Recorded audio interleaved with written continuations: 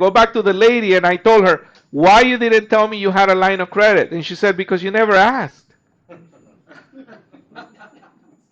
Which is true. How many loans do you have against this property? How many loans do you have against this property? Because people get lines of credits on property all the time, and they not necessarily they do not necessarily appear on the title report. They will appear on a preliminary title report. When you order the prelim, the lines of credits would appear there because it's also obviously a lien against the property. But sometimes in the title report, you don't see those. You don't see lines of credit. Here's a story regarding that. This is how I lost another deal. I lost this deal, right? We lost this deal. Go to the lady, and I asked the lady, I said, how much you owe on your house? How much, or I can't remember exactly how I asked the question, but I said, how much you owe on your property? She said, 320.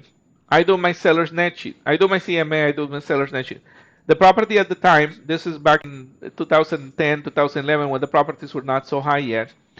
Property was worth around 380. So she owes around 310 or 320, I think, 320, and then the house was 380 minus all the cost of sales. She was gonna break even, pretty much. She was gonna make like $20,000, right? So we go into escrow. We got a buyer. We go into escrow for 380. Escrow calls me and says, Ronnie, we have a problem. What's the problem? I say. The lady has a line of credit of $100,000 that she owes.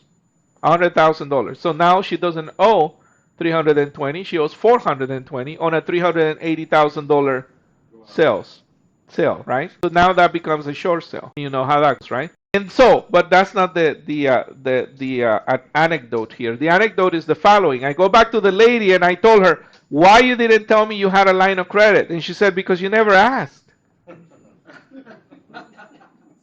Which is true. I never asked. I never asked how many loans you have against the property. I asked her how much you owe. When I said how much you owe, she thought obviously the first thing that came into mind was the first trust deed, right? The point is this.